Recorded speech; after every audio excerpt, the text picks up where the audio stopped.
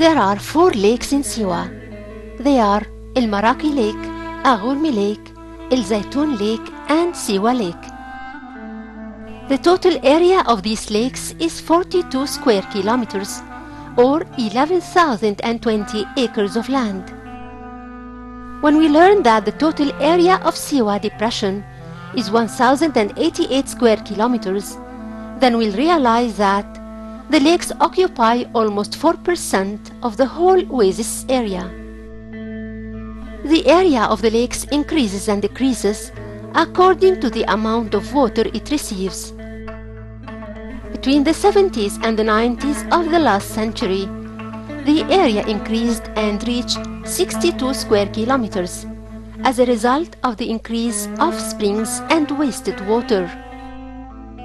In 1960, the cultivated land was almost 2,500 acres, which means that the lake's area equals 4 times the cultivated land. They have existed since antiquity, at least since the advent of Alexander the Great to the oasis, for he marched beside one of them before he reached Amun's temple.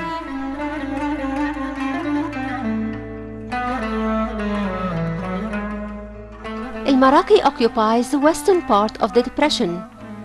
It was known for its fertility since the Middle Ages and is still famous for the good quality of its fields. Most of its recent inhabitants are Bedouins from El Shuhaibat tribe who reside here with their cattle. Few of the oasis's inhabitants live amongst them.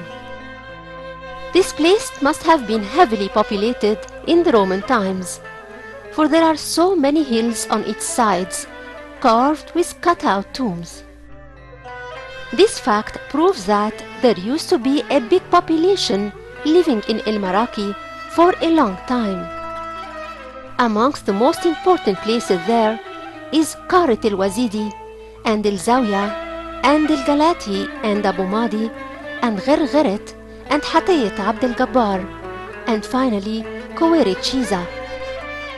Amongst all these places, Ghergheret Hataya, or the village of Ghergheret, is the only place that kept old monuments, as we find remainings of a stone building there.